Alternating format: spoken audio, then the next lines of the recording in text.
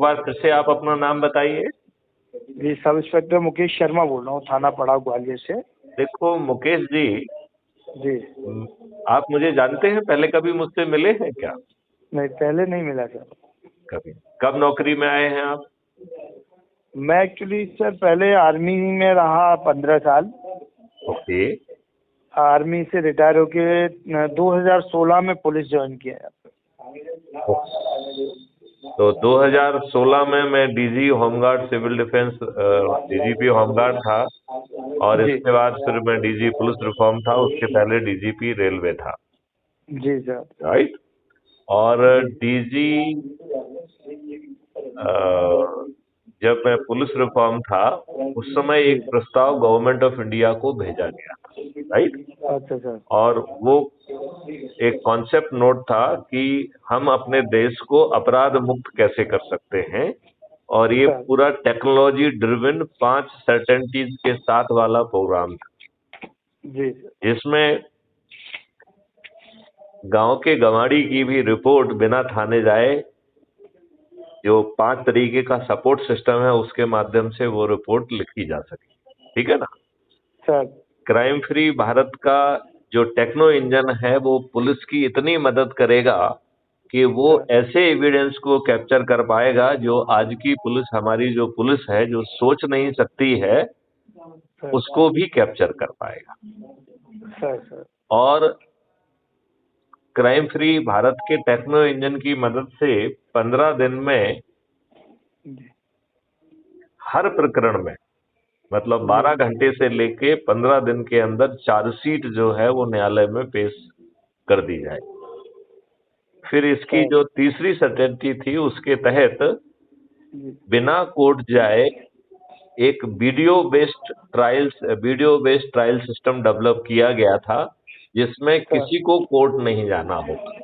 ना जज कोर्ट जाएगा, ना जज का मुंशी कोर्ट जाएगा, ना सर। वकील कोर्ट जाएगा, ना डिफेंस लॉयर, ना ही प्रोसिक्यूशन लॉयर, और ना ही जो है गवाह, और ना ही अपराधी। राइट। सर। तो अपनी जगह से डिस्ट्रीब्यूटेड वीडियो बेस्ड सिस्टम के माध्यम से ट्रायल होगा, और वो ट्रायल इतना पावरफुल होगा कि यदि आपका गवाह झूठ बोल रहा होगा तो वो जज महोदय का ध्यान आकर्षित कराएगा कि देखिए गवाह की टांगें कांप रही हैं और उसके चेहरे से पसीना आ रहा है, संभवतः गवाह झूठ बोल रहा है। और उसके जी क्लोजअप के फोटोग्राफ भी जो है जज महोदय को उस गवाही पे विचारण करने के लिए भेजते। ठीक है ना। जी। कितना पावरफुल, जो उसमें डॉक्यूमेंट लगाए जाएंगे वो क्राइम फ्री भारत का टेक्नो इंजन बैक एंड पर वेरीफाई कर ले, और अच्छा। यदि वो फर्जी दस्तावेज होगा तो वो जज को बताएगा कि साहब ये फर्जी दस्तावेज लगाया गया है, आपको मूर्ख बनाया जा रहा है, और कोर्ट में फर्जी दस्तावेज पेश करने का ये अपराध है, तो कोर्ट से संज्ञान लेने का भी अनुरोध करेगा। ओ। मतलब इतना पावरफुल। और 3 दिन से 30 दिन के अंदर कोर्ट का ट्रायल हर हालत में कंप्लीट हो जाए। जी। राइट। और जी सजा सर। जो है 30 दिन के अंदर हो जाएगी। और इसमें 2 तरीके की अपीलों का प्रावधान क्राइम फ्री भारत मिशन ने सोचा है। एक जो है अपील अगेंस्ट द जजमेंट, और दूसरी एक बड़ी ओरिजिनल चीज सोची है, अपील अगेंस्ट द जज। तो जब जो है अपील करने वाला जज के विरुद्ध अपील करेगा तो सर। वो मटेरियल अपने अपील में लिखेगा कि साहब देखिए ये साक्ष्य थे, और पर्याप्त साक्ष्य होते हुए जज महोदय ने अपने इन साक्ष्यों पर विचारण ना करके गलत जजमेंट दिया है। राइट। जी। और वैसी स्थिति में जज महोदय को डिस्ट्रीब्यूटेड वीडियो बेस्ड ट्रायल के माध्यम से खुद जो है कटघरे में खड़े होकर एक जो डिवीजन बेंच होगी उसके सामने अपने जजमेंट को जस्टिफाई करना पड़ेगा। राइट। सर। यदि वो अपने जजमेंट को डिफेंड नहीं कर पाते हैं तो वो महाअभियोग से अभियोजित कर दिए जाएंगे, और उन्हें गलत जजमेंट देने के लिए विक्टिम को क्षतिपूर्ति कंपनसेशन भी देना होगा। तो जी, बहुत ही पावरफुल सिस्टम था कि नहीं? बहुत बढ़िया। हाँ, और इसमें जो है चौथी सर्टेनिटी थी कि एक डिजिटल चित्रगुप्त का जो है कॉन्सेप्ट उसमें लाया गया था, और इसके लिए एक कानून बना के as a DG police reform मैंने 2020 में, सितंबर 2020 में भारत सरकार को भेजा था, राइट? जी, तो उसे, वैसे उसका नाम तो हमने बड़ा लंबा चौड़ा रखा था। उसका सर। नाम था national authority for scientific and technical assistance in in in investigation and detection of crime. और ये संविधान की जो एंट्री 65C है, लिस्ट 1 शेड्यूल 7 में, उसके तहत ये ड्राफ्ट कानून को कानून बनाने के लिए भेजा गया था। और डिजिटल चित्रगुप्त के पास विभिन्न स्रोत से हर अपराधी के बारे में 360 डिग्री जानकारी पहुंचेगी। और ये डिजिटल चित्रगुप्त जो है, ये नेशनल अथॉरिटी को जो है, आम आदमी को राइट टू प्राइवेसी भी दी गई थी। जी, तो यदि उस अथॉरिटी के चेयरमैन खुद उसका उल्लंघन करके यदि किसी के डाटा को कहीं शेयर करते हैं, चाहे वो प्रदेश के मुख्यमंत्री या देश के प्रधानमंत्री से ही क्यों ना करें, वो अपराध माना जाएगा, और उसके लिए मिनिमम एक वायलेशन के ऊपर 7 साल की सजा थी। तो यदि मान लो चेयरमैन महोदय 5 वायलेशन करते हैं तो 35 साल के लिए जो है वो जेल में लॉक हो जाएंगे। समझ गए? जी, इतना, जी, इतनी ज्यादा प्राइवेसी। लेकिन ये प्राइवेसी भी एब्सोल्यूट प्राइवेसी नहीं थी। यदि हम आप कोई भी अपराध, लक्ष्मण रेखा को क्रॉस करके अपराध को घटित करते हैं, तो ये सर। डिजिटल चित्रगुप्त जो आपको राइट टू प्राइवेसी दे रहा है, वही डिजिटल चित्रगुप्त आपकी एफआईआर कर देगा और आपके खिलाफ जितने भी एविडेंस है वो भी दे देगा, और आप जेल में पैक हो जाएंगे। सर। अभी क्या है कि जितनी भी मक्कारी बदमाशी होती है वो अपराधी करने को वाले को छूट है। जी, टेररिस्ट को मानवाधिकार प्राप्त है, पुलिस को मानवाधिकार प्राप्त नहीं, राइट? तो सर। अभी हमारी वर्तमान व्यवस्था इतनी लचर व्यवस्था है कि सब फायदे दुष्टों को है। ये बात सर। आपको समझ में आई क्या? जी, है कि नहीं? यही है कि नहीं आज की? बिल्कुल सर, बिल्कुल। और जो है, तो पांचवी सर्टेनिटी में, चूंकि डिजिटल चित्रगुप्त को हर अपराधी के बारे में 360 डिग्री जानकारी बहुत सारी सोर्सेस से मिलेगी, इंक्लूडिंग क्राउड सोर्सिंग से। हम्म, तो डिजिटल चित्रगुप्त इस बात का बड़ी आसानी से अनुमान लगा सकता है कि अब ये व्यक्ति अपराध करने निकल रहा है, इसके साथ में कौन है, ये किस वाहन से जा रहा है, इसके पास हथियार होने की संभावना है कि नहीं है, ये मूड के हिसाब से वायलेंट हो सकता है कि नहीं हो सकता है। इस सब प्रिडिक्ट करते हुए स्मार्ट इंटरवेंशन प्रोसेस के माध्यम से अब अधिकांश प्रकरणों में अपराधी को अपराध घटित करने के पहले पकड़ा जा सकेगा। सर। ऐसी पावरफुल पांचवी सर्टेनिटी थी। और चौथी सर्टेनिटी, और फिर पांचवी सर्टेनिटी थी कि जब अपराधी को अपराध करने का ऑप्शन ही नहीं है, तो सिस्टम उसके पास जाके पूछेगा कि भैया तुम्हारे पास अब ऑप्शन नहीं है, अब तुम रिहैबिलिटेट हो जाओ, पुनर्वासित हो जाओ, राइट? और जी, उसको यदि कोई स्किल डेवलपमेंट की जरूरत है या कहाँ वो सेटल हो सकता है, ये सब प्रस्ताव भी सिस्टम उसको सजेस्ट करेगा। और सिस्टम ये इंश्योर करेगा कि हर अपराधी सर्टेनिटी के साथ पुनर्वासित हो जाए, सर्टेनिटी के साथ रिहैबिलिटेट हो जाए। अच्छा। तो जब अपराधी ये ही नहीं बचेंगे, तो एक अपराध मुक्त भारत जो है ना पैदा होगा। और इसमें ऐसी 5 रेवेन्यू स्ट्रीम डाली गई हैं कि भारत को कर मुक्त कर देंगे तो भी जो है 10 से 20 गुना ज्यादा रिसोर्सेस जो है वो सरकार के पास होंगे। तो जी, कल के लिए, कल की इंटरनल एक्सटर्नल सिक्योरिटी और इंफ्रास्ट्रक्चर बनाने के लिए सरकार को टैक्स की जरूरत नहीं पड़ेगी। सर। इस क्राइम फ्री भारत मिशन के तहत जो है ये बात भी सोची गई है कि और कि कैसे जो है बिना खर्च के चुनाव होंगे। तो ऐप बेस्ड चुनाव व्यवस्था कंसीव की गई है जो कि खर्च विहीन होगी, और यदि कोई व्यक्ति खर्च करेगा तो वो एक संज्ञेय अपराध होगा। चुनाव में खर्च करने पर भविष्य में लोगों को जेल भेजा जाए। ऐसी जी खर्च विहीन चुनाव व्यवस्था। ठीक। आगे चल के पेपर करेंसी खत्म कर दी जाएगी। आप बताइए,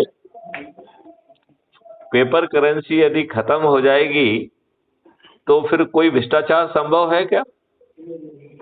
बहुत ना, अगर रियरली हो जाए तो हो जाए। नहीं नहीं, यदि आप भ्रष्टाचार करेंगे तो पैसा हाँ कहां से कहां गया, 2 मिनट में आर्टिफिशियल इंटेलिजेंस ये अनुमान लगा लेगी कि आपने ये भ्रष्टाचार से पैसा पाया है, और वो जी खुद इसकी एफआईआर थाने में कर देगी, और पूरे एविडेंस जो उसने कैप्चर किए हैं उसके साथ जो है ना आपको जेल भिजवाने की व्यवस्था कर दी जाएगी, और 30 दिन के अंदर उसमें न्याय होके सामने वाले को कन्विक्शन हो जाएगा। तो सब लोग समझदार हैं, कोई भ्रष्टाचार नहीं करेगा। सर, करेगा क्या? बिल्कुल नहीं करेगा। तो आप बताइए कि इसके बाद क्या टुकड़े टुकड़े गैंग बचेंगे? क्योंकि अभी जो टुकड़े टुकड़े गैंग जो देश के बांटने की साजिश में हिस्सा ले रहे हैं, उनको विदेशों से पैसा आ रहा है। जब डिजिटल करेंसी होगी तो ये टुकड़े टुकड़े गैंग फलीभूत हो पाएंगे क्या? नहीं हो पाएगा। ना ना ड्रग माफिया होंगे, ना हथियार माफिया होंगे, ना टुकड़े टुकड़े गैंग होंगे, ना भ्रष्टाचार होगा। तो कितना अच्छा भारत होगा। सर तो 2019 में इस प्रस्ताव के आधार को मान्य करते हुए इसको नेशनल पुलिस मिशन की मान्यता दी गई है, हाँ और 2019 से मैं ही इस मिशन का प्रोजेक्ट हेड हूं आज भी। सर। ये बात समझ में आई आपको? जी सर। ओके। लेकिन मुझे ये महसूस हुआ कि जिस देश में राजनेता खुद अपराधी हों, क्या वो अपराध मुक्त भारत को जमीन पे उतरने देंगे? बिल्कुल नामुमकिन है। नामुमकिन है, बिल्कुल सही कहा। तो जिस देश के राजनेता इतने मक्कार और बदमाश हैं कि ट्रांसफर ऑफ पावर के तहत उन्हें सत्ता मिलने पर उन्होंने अपने देशवासियों के ऊपर गुलामों के नियम कानून थोप के रखे हों, और वही प्रशासनिक व्यवस्था थोप के रखी हो जिसमें जी हजूरी चलती हो, गुलामी चलती हो, और ये बादशाही व्यवस्था भ्रष्टाचार करते हुए कुछ भी गलत यदि काम करती है तो आदमी सिर्फ सहने के अलावा उसके पास कोई विकल्प नहीं है। जी तो मुकेश जी, आपको ये मालूम है कि आजकल जो अभी नया एस्टीमेट है उसके हिसाब से कम 80% केसेस में पुलिस बिना एफआईआर दर्ज करे लोगों को भगा देती है, हाँ ये तो है सर। और या एप्लीकेशन ले लेती है जो कभी एफआईआर में कन्वर्ट नहीं होती है। हाँ मुकेश, आपको ये मालूम है कि भारत का हर नागरिक पुलिस अधिकारी है? ये मालूम है क्या आपको? नहीं मालूम? बिल्कुल जी नहीं, सर। हाँ या नहीं? सर संविधान के तहत तो हर नागरिक अधिकार रखता है। नहीं, CRPC संविधान के तहत नहीं रखता है। सीआरपीसी में एक सेक्शन है 43, जी सर। जो हर व्यक्ति को, इवन पुलिस भी वहां खड़ी हुई हो और यदि उसके सामने अपराध हो रहा है तो वो उसे गिरफ्तार कर सकता है। जी यदि पुलिस गिरफ्तार भी कर खड़ी सकते है तो भी, हैं। जी मतलब पुलिस के खड़े होने से आम आदमी का गिरफ्तारी का अधिकार प्रभावित नहीं होता है। और जब वो उसे गिरफ्तार कर लेगा या कर लेगी तो जो पुलिस मौके पे है वो उसे री अरेस्ट करेगी, राइट? तो जी पुलिस को गिरफ्तारी मेमो की बजाय री अरेस्ट मेमो बनाना चाहिए। ये बात आपको समझ में आई क्या? बिल्कुल आ गई सर। आ गई है। तो दो परिस्थितियों में भारत के हर नागरिक को गिरफ्तार करने का अधिकार है। सर एक है जब उसके आंखों के सामने कोई संज्ञेय अपराध हो रहा हो, और दूसरी परिस्थिति है जब कोई प्रोक्लेम्ड ऑफेंडर हो, राइट? तो जी यदि हम थोड़ा सा नियम को संशोधित कर दें या अपनी प्रक्रिया में ही ले आए, उसमें कोई नियम को भी नहीं बदलने की जरूरत है, कि जिसको हम 7 दिन में ना पकड़ पाए उसको प्रोक्लेम्ड ऑफेंडर घोषित कर दें, इनाम भी जी घोषित कर दें। सर। तो भारत का हर नागरिक, उसके सामने अपराध नहीं भी हो रहा है तो उस प्रोक्लेम्ड ऑफेंडर को गिरफ्तार करने का उसे अधिकार मिल जाएगा। सर तो भारत के हर व्यक्ति को सेक्शन 39 के तहत संज्ञेय अपराध की रिपोर्ट करने की वैधानिक जिम्मेवारी है।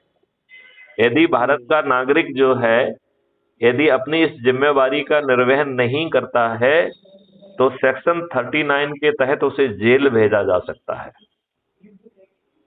सर। तो इसका मतलब है कि विक्टिम को थाने जाने की जरूरत नहीं है।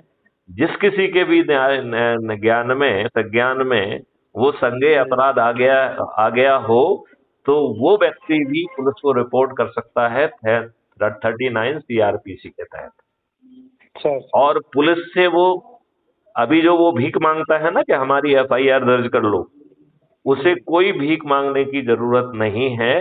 वो कह सकता है कि मैं अपनी वैधानिक जिम्मेवारी का निर्वहन कर रहा हूं और सेक्शन 154(1) CRPC के तहत, हे थानेदार, तेरा भी जो है वैधानिक कार्रवाई करने का दायित्व है, लिहाजा वैधानिक कार्रवाई करिए, अन्यथा हमारे पास और भी बहुत सारे ऑप्शन खुले हुए हैं। राइट? बिल्कुल सर। आपको मालूम है 154(3) में SP को बड़ा ओरिजिनल पावर है। 154(1) में थानेदार को पावर है संज्ञान लेने का।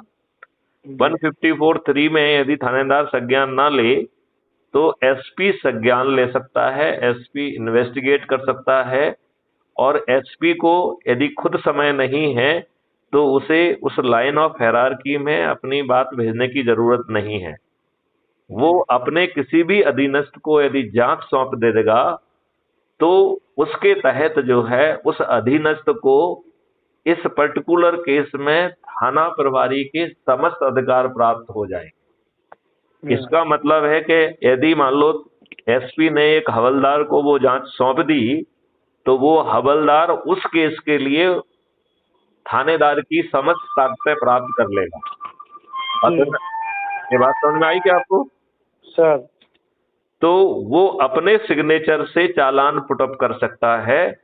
उसे जो वर्तमान का थानेदार है जिसे नेताओं ने पोस्ट किया है उसकी सिग्नेचर की जरूरत नहीं होगी। है पावरफुल सिस्टम कि नहीं है? बिल्कुल बिल्कुल सर। यदि पुलिस जो है राजनीतिक दबाव में या किसी अन्य दबाव में कार्रवाई नहीं करती है या नोटों के दबाव में कार्रवाई नहीं करती है तो न्यायालय को 156(3) के तहत अधिकार दिया गया है कि वो पुलिस को डायरेक्शन दे के FIR दर्ज करे। और वैसे कोर्ट को प्रतिबंध है कि वो इन्वेस्टिगेशन में इंटरफियर नहीं कर सकते हैं, लेकिन 156(3) के तहत यदि उन्होंने आदेश दिया है तो उन्हें आपके केस को सुपरवाइज करने का भी अधिकार स्वतः प्राप्त हो जाता है। ठीक है ना? जी। और कोर्ट को एक और सेक्शन में भी अधिकार प्राप्त है 202 से 204 CRPC के तहत, जिसमें प्राइवेट कंप्लेंट की तहत वो संज्ञान लेते हुए प्राइवेट कंप्लेंट में संज्ञान लेते हुए वो जो है सीधे कार्रवाई कर सकते हैं बिना पुलिस के। और यही जो है वैधानिक जिम्मेवारी 482 CRPC के तहत हाई कोर्ट की है और PIL और कॉन्टेम्प्ट पिटीशन के तहत यह जिम्मेवारी सुप्रीम कोर्ट की भी है। देखो कानून कितना अच्छा है और हम लोग उसे कितने गलत ढंग से यूज कर रहे हैं कि नहीं कर रहे हैं? बिल्कुल सर। तो क्राइम फ्री भारत कह रहा है कि हमारे राजनेता तो दुष्ट राजनेता हैं, अदरवाइज कोई भी व्यक्ति अपने देशवासियों के ऊपर गुलामों की नियम कानून थोप के रखता है क्या? नहीं। क्या गुलामी की प्रशासनिक और जुडिशियल व्यवस्था थोप के रखता है क्या? बिल्कुल नहीं सर।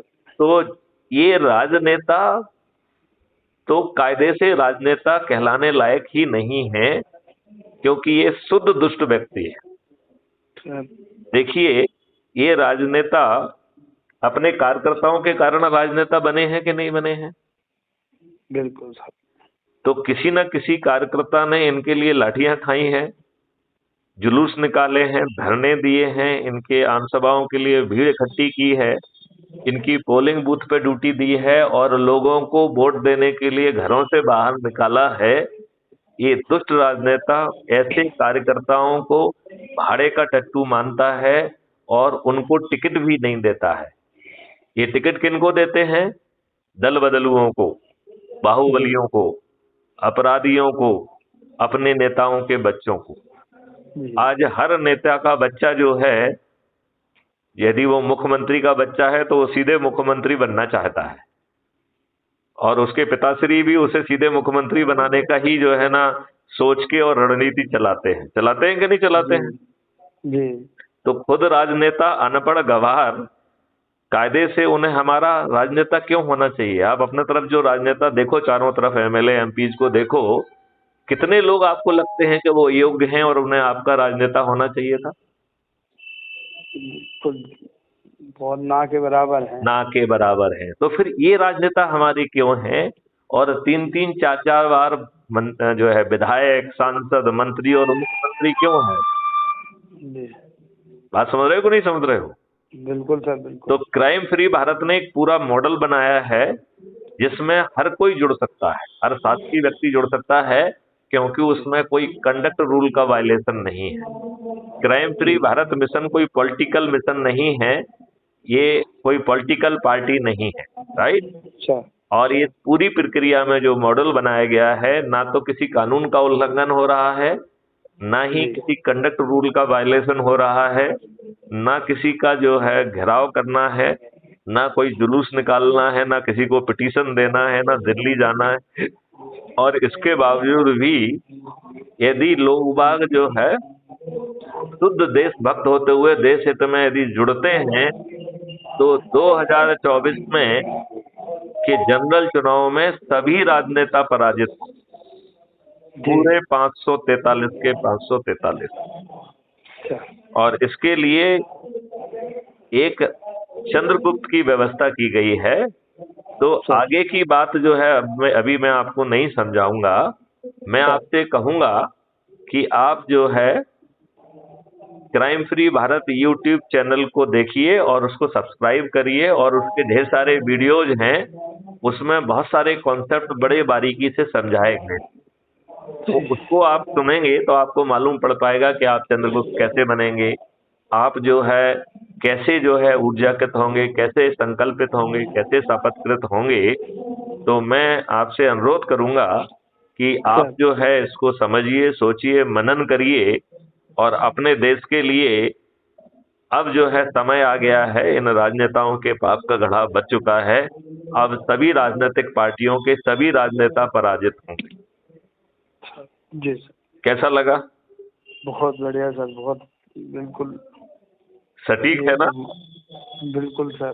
तो जो अजय जे हैं उनसे आप इस उनसे इसकी ऐप की जो है रेफरेंस ले लीजिए, राइट? जी सर। तो वो आप उनके रेफरेंस से जुड़ेंगे तो उन्हें उसके प्रतिष्ठा पॉइंट भी मिलेंगे, ठीक है ना? सर। सर। और यूट्यूब चैनल पर जाकर क्राइम फ्री भारत टाइप करिए, तो जी आप क्राइम फ्री भारत जो है चैनल को सब्सक्राइब कर पाएंगे, और आप सर। अपनी सुविधा के हिसाब से कम एक वीडियो रोज देखिए, जी जी। और फिर स्वयं चंद्रगुप्त बनने के लिए आगे निकल जाइए। भगवान तुम्हारा भला करेगा और इस देश का भी भला करेगा। सर। सर। कुछ आनंद आया? बिल्कुल सर, बिल्कुल। अच्छा, कुछ शंका या सवाल है? नहीं, अभी कुछ नहीं है सर। मैं एक बार वीडियो देख के फिर बात करता हूँ सर। चलिए ठीक है, तो आप मुझे अपने मोबाइल से एक मैसेज छोड़ देना, तो मैं ठीक है उसे सेव कर लूंगा। सर। और निर्भीकता से देश हित में बढ़िए, क्योंकि इस देश के राजनेताओं ने इस देश की जनता के साथ गद्दारी की है। जी उन्हें सर। 15 अगस्त और 26 जनवरी मना के ये भ्रम दिया है कि वो स्वतंत्र हो गए हैं। सर। अभी हमने इसी साल 75 साल होने पर आजादी का अमृत महोत्सव मनाया। किसी भी राजनेता ने ये नहीं बताया कि हमने आपके ऊपर गुलामों के नियम थोप के रखे हैं। जी सर। बताया क्या? नहीं, बिल्कुल नहीं। अब आपको ये मालूम है कि बहुत सारे इन्होंने जो नियम कानून बनाए हैं वो संविधान की व्यवस्था के विपरीत बनाए हैं, और संविधान ने जो करने के लिए कहा था वो कुछ भी नहीं किया है। इतने दुष्ट हैं हमारे ये राजनेता। अब इनके पाप का घड़ा भर चुका है। सभी भारतवासियों को जगाइए, चंद्रगुप्त की यात्रा पे उन्हें निकालिए। 2024 के जनरल चुनाव में सभी पार्टियों के सभी राजनेता इन चंद्रगुप्तों के हाथों पराजित होंगे। सर आनंद आया कि नहीं आया? बिल्कुल सर, बिल्कुल आया है। चलिए, तो मुकेश, चलिए, ऑल द बेस्ट। और अजय को फोन दीजिए। जी। जी सर। हेलो। हाँ अजय, हाँ सर। तो आपको जो है इनको जितना मैंने बताया इतना तो आप भी बता सकते थे। जी सर, मैंने बता दिया था सर इनको। अच्छा, हाँ, इनको आपने मैंने बता दिया था। क्राइम फ्री भारत मिशन का जो है अपनी लिंक इनसे शेयर कर दिया आपने कि नहीं किया अभी? सर मैंने अभी इनको लिंक शेयर कर दिया है, बिल्कुल सर, अभी कर दिया है। तो हाँ, उस लिंक के वो माध्यम दे से देंगे। ऐप को डाउनलोड करके अपना फोटो लगा के और जी अपने बारे में लिख के जुड़ जाएं। बहुत जी सारे सर, पुलिस जी सर, अधिकारी उसमें ऑलरेडी जुड़े हुए हैं। जी सर। ठीक है ना? तो इनको भी जुड़ना चाहिए और भारत के हर नागरिक को जुड़ना चाहिए। अभी जी हमने कल जो है जी चंद्रगुप्तों के लिए एक अलग से शपथ जारी की है जी और उसका नाम दिया है चंद्रगुप्ती शपथ, राइट? जी सर। और उसमें 6 स्तर भी बनाए हैं। जी तो कोई राष्ट्रीय स्तर का चंद्रगुप्त बनना चाहता है, राज्य स्तर का चंद्रगुप्त बनना चाहता है, संसदीय स्तर का चंद्रगुप्त बनना चाहता है, विधायक स्तर का चंद्रगुप्त बनना चाहता है, पंच सरपंच स्तर का चंद्रगुप्त बनना चाहता है, जो म्युनिसिपल कॉरपोरेशन के जो कॉरपोरेटर्स हैं उसके लेवल का जो है वो चंद्रगुप्त बनना चाहता है। तो ऐसे अलग अलग चंद्रगुप्त बनने वालों को अपनी अपनी शपथ पेश करना है और लोगों को ऊर्जाकृत करके, संकल्पित करके और शपथकृत करके जोड़ना है। यदि हम सही भाव से 9 दिन काम कर लेंगे तो 9 दिन में हम 100 करोड़ होंगे और वो जो 100 crore crime free Bharat mission के जो सदस्य होंगे वो अपने चंद्रगुप्तों के नाम पर हर दिन संकल्प लेंगे जिस दिन से चुनाव की घोषणा होगी। तो आप मुझे बताइए, सभी के सभी राजनेता पराजित हो जाएंगे कि नहीं हो जाएंगे? 100% सर। तो फिर आपने चंद्रगुप्त बनने के लिए अपनी शपथ लिखी है, आप कौन से स्तर के चंद्रगुप्त बनना चाहते हैं और उसको जी सर। साइन करके फोटो लेके उसे अपलोड करिए। जी ठीक सर। है? और बिल्कुल सर। इसके बाद जो है संगोष्ठियां करना चाहते हैं तो लोगों को पैसे नहीं जोड़ना है, जी लोगों के साथ संगोष्ठी करिए। जो लोग उस टाउन में नहीं है, जिनसे फेस टू फेस संगोष्ठी संभव नहीं है, उनके जी साथ वीडियो कॉन्फ्रेंसिंग करिए, फोन जी से बात करिए और उनको ऊर्जाकृत और संकल्पित करके, शपथकृत करके जोड़िए। जी ये जो सबसे अधिक लोगों को जोड़ेगा, ऐसे देश भर के सबसे 543 ऊपर के जो सदस्य हैं वो चंद्रगुप्त कहलाएंगे। और फिर एक राजनीतिक पार्टी से टाई अप कर लिया गया है, वो राजनीतिक पार्टी, क्योंकि क्राइम फ्री भारत मिशन कोई राजनीतिक पार्टी नहीं है, राइट? तो वो जी राजनीतिक सर। पार्टी पहुंच के हाथ जोड़ के आपको संसद का टिकट दे देगी।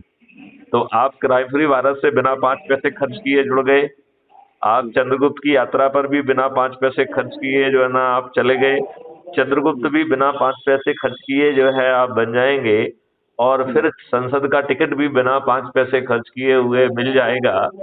और जी जब मतदाता स्वयं आपके नाम का संकल्प लेंगे तो बिना 5 पैसे खर्च किए आप जीत भी जाएंगे। आप किसी अंग्रेजों के बनाए हुए गुलामों के नियम भी नहीं तोड़ रहे हैं, गुलामों के कंडक्ट रूल भी नहीं तोड़ रहे हैं। तो हींग लगे ना फिटकरी रंग चोखा आए, ये बात आपको कहाँ तक ठीक लग रही है? बिल्कुल बराबर सर। अच्छा, आज एक नेताजी मुझसे बात कर रहे थे, भाजपा के थे। जी तो उन्होंने एक बड़ा उचित बात कही, मुझे बहुत अपील की उनकी बात। बोली, सर प्रॉब्लम ये है कि मैं तो जो है ना ऊर्जाकृत भी हो गया, संकल्पित भी हो गया, शपथकृत भी हो गया। बोले अब 75 साल में हर कोई किसी ना किसी पार्टी से जुड़ा हुआ है। जी तो हम जिसको समझाएंगे तो वो कहेगा मैं तो भाई भाजपा का आदमी हूँ, मैं तो कांग्रेस का पार्टी आदमी हूँ, मैं तो सपा का हूँ, मैं तो बसपा का हूँ। जी तो ये दिक्कत आ रही है लोगों को जोड़ने की।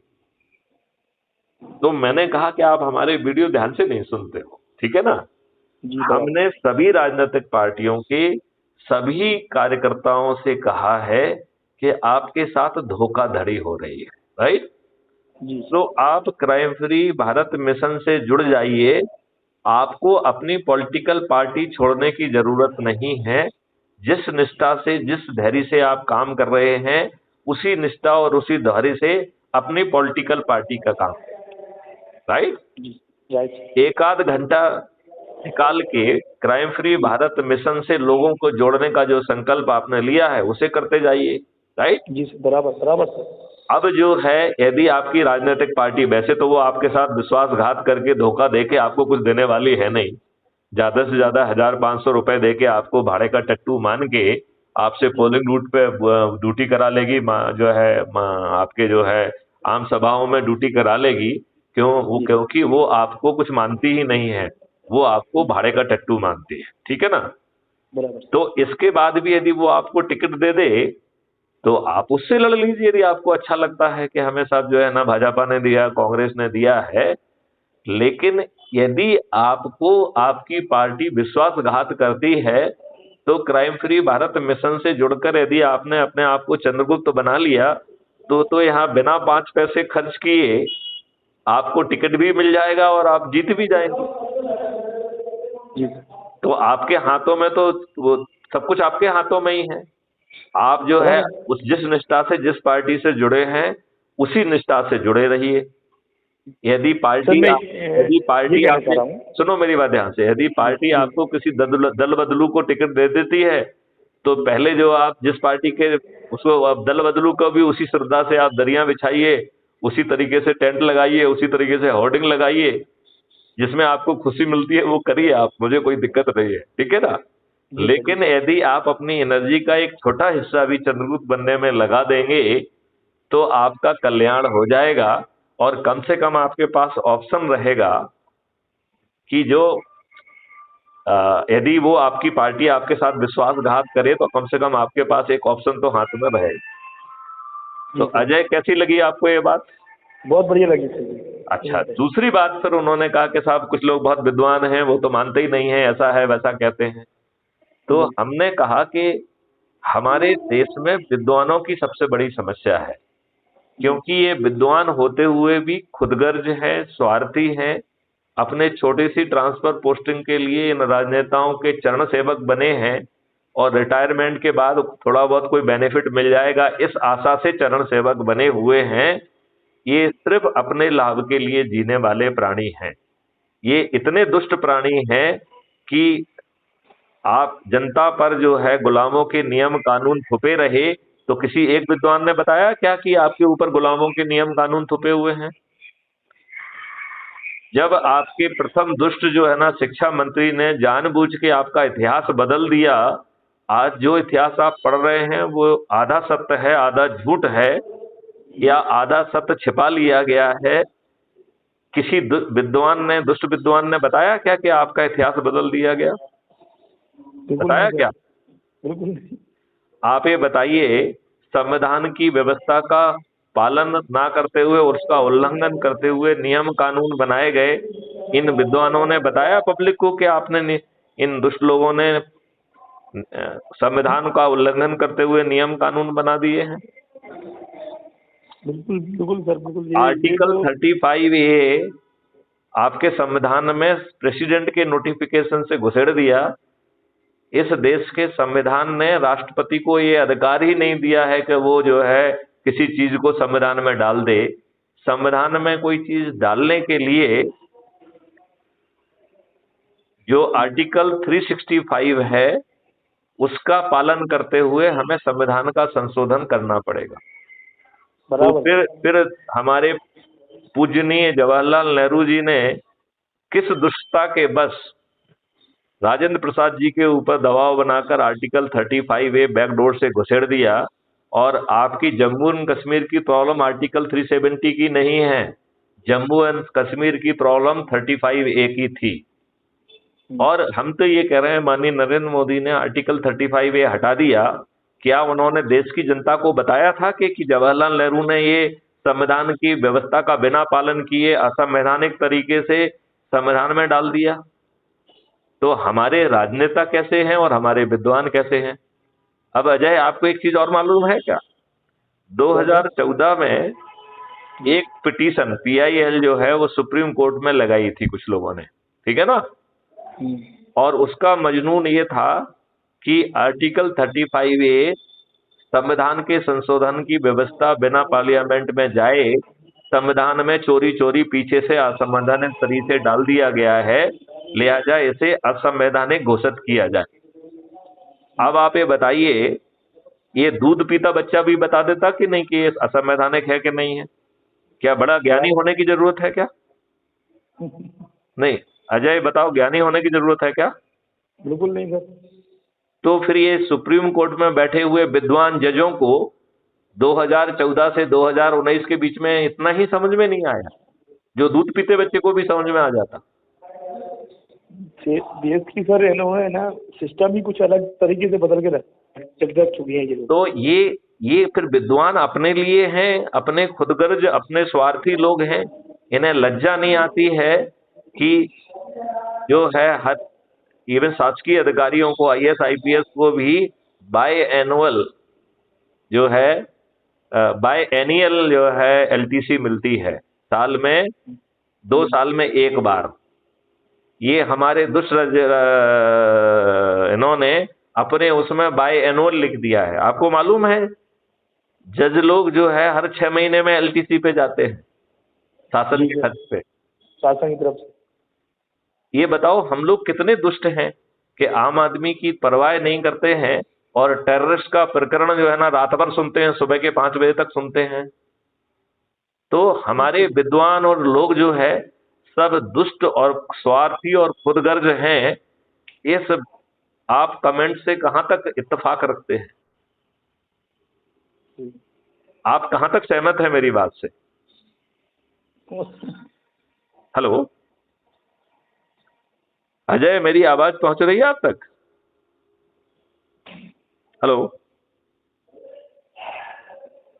मैंने कहा अजय, आप तक हमारी आवाज पहुंच रही है, नहीं पहुंच रही है? हेलो। हाँ, मैंने कहा मेरी आवाज आ रही है? हाँ सर, हाँ सर, हाँ। तो किस हद तक आप मेरी बात से सहमत हैं? सर पूरी तरीके से सहमत है सर आपसे पूरी। तो सर आपने जो मिशन आपने चालू किया है उस मिशन को सर 100% ये आगे बिल्कुल इस तरीके से लोगों के काले चेहरे सामने बिल्कुल दिख रहे हैं बिल्कुल सामने लोगों को, और इसको दिखाना भी जरूरी है लोगों तक, जनता तक पहुंचे, इसके सामने समय में आए जनता को भी कि ये चीज क्या है। चलिए, तो आप स्वयं चंद्रगुप्त बनिए और संगोष्ठियां करिए, चंद्रगुप्त की शपथ लीजिए और लोगों को जोड़िए। 2024 में बिना खर्च के हम सभी राजनीतिक पार्टियों के सभी राजनेताओं को पराजित करेंगे। जी सर। सर ये एक चीज और कहना चाह रहा हूँ सर। हाँ जरूर बोलिए।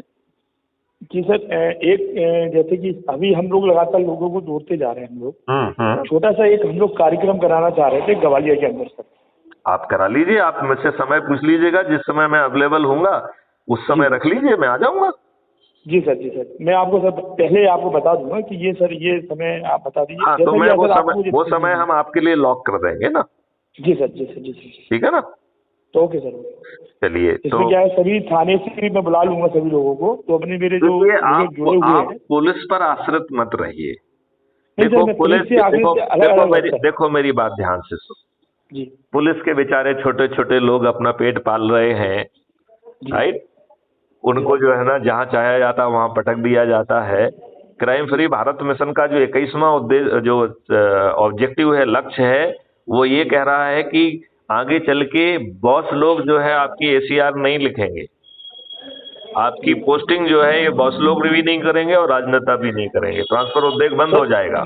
सर मैं जैसे कि ये सोचना चाह रहा था कि दक्षिण विधानसभा है, जैसे कि मानी चलिए दक्षिण विधानसभा के बिल्कुल जो लोगों को जोड़े, कम से कम 100-200 लोगों को जो अपन एक बुला के अपन। तो देखो इसमें जो है ना अपन को पहले आप लोगों को जोड़ने का काम बाद में करिए, पहले चंद्रगुप्तों को पहचानिए, ठीक है ना? जी सर।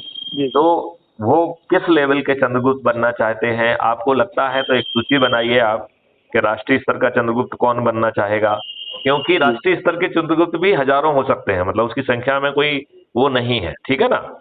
जी सर। ऐसे ही राज्य स्तर का चंद्रगुप्त कौन बनना चाहता है, संसदीय स्तर का चंद्रगुप्त कौन बनना चाहता है, विधायक स्तर का चंद्रगुप्त कौन बनना चाहता है, जी। तो उसकी शपथ है अलग अलग, तो वो शपथ लें और उसके हिसाब से काम करें, ठीक है ना? जी। जी सर। राइट। अब जो है फिर इसके हिसाब से अपन केवल बड़े कार्यक्रम मैथिली चंद्रगुप्त को बुलाने के लिए करें, वो कोई बुराई नहीं है, लेकिन ज्यादा से ज्यादा दूसरे काम करना है कि हमें छोटी छोटी संगोष्ठी मोहल्लों में जाके करना है, और अब पहले अपने लोगों को जोड़ना है, फिर अपने से जुड़े लोगों को जोड़ना है। और हम ये काम बड़ी आसानी से 9 दिन में करते हैं यदि संकल्प के साथ, तो हम 9 दिन में 100 करोड़ हो सकते हैं। तो ये जी सर। काम हमें एक विधानसभा क्षेत्र में नहीं, सभी विधानसभा क्षेत्रों में और सभी राज्यों की विधानसभा क्षेत्रों में, सभी राज्यों के संसदीय क्षेत्रों में करना होगी। और जो व्यक्ति पहले जो है ना, चूंकि संसद का होगा 2024 में जो है जनरल इलेक्शन से जो है क्राइम फ्री भारत मिशन जो है खाता खोलेगा, तो ऊपर के 543 लोग जो सबसे ज्यादा लोगों को जोड़ेंगे उन्हें चंद्रगुप्त कहा जाएगा। तो हम चाहते हैं कि जो हमारे ऊपर के 543 चंद्रगुप्त हैं वो एक्सीडेंटल चंद्रगुप्त ना बने। ये बात समझ में आ रही है क्या आपको? बिल्कुल सर, बिल्कुल। यदि हमने ध्यान नहीं दिया तो एक्सीडेंटल चंद्रगुप्त बन जाएंगे। जी। ये बात कुछ कुछ समझ में आ रही है क्या आपको? बिल्कुल आ गई सर। तो हम क्या चाहते हैं कि देखो, चंद्रगुप्तों के साथ प्रॉब्लम ये है कि हनुमान को अपनी शक्ति याद नहीं रहती है, राइट? तो हम यदि चंद्रगुप्त को पहचान के उनको उनकी शक्ति का एहसास दिलाएंगे और फिर उन्हें संगोष्ठी करने और लोगों को जोड़ने के लिए निकाल देंगे, तो वो इतनी ऊर्जा से काम करेंगे कि 9 दिन में ही पूरा परिवर्तन आ जाएगा, राइट? और यदि 9 दिन में नहीं आएगा तो 18 दिन में आ जाएगा, 18 दिन में नहीं आएगा तो जो है ना 36 उसमें 45 दिन में आ जाएगा, 30 दिन में आ जाएगा, नहीं होगा तो जो है 6 महीने में आ जाएगा, नहीं होगा तो 1 साल में आ जाएगा। लेकिन यदि हम प्रतिबद्धता के साथ चलेंगे तो बड़ी आसानी से 100 करोड़ या उससे ऊपर पहुंचेंगे, बड़ी आसानी से। और फिर ये चंद्रगुप्त जो है जिनके चेहरे अदृश्य होंगे, वो ऐसे लोगों को जो कि 4-4, 5-5, 6-6 बार के विधायक, सांसद, मंत्री और मुख्यमंत्री हैं, इन अदृश्य से चंद्रगुप्तों के सामने वो ताश के पत्ते जैसे ढह जाएंगे और सबके सब पराजित होंगे और अधिकांशों की तो जमानत जब्त हो जाएगी। ठीक है सर। कुछ थाने से ही निकल रहा, हम लोग थाने से निकल रहे थे तो आप थाने पे केंद्रित मत करिए, आप आम लोगों पे ज्यादा केंद्रित करिए। Okay sir. मैं ये कह रहा हूं क्योंकि जो थाने से जुड़ा व्यक्ति है वो उसका कोई भी हाथ मरोड़ सकता है, राइट? हाँ सर, सही। तो उसको क्यों आप संकट में डालना चाहते हो?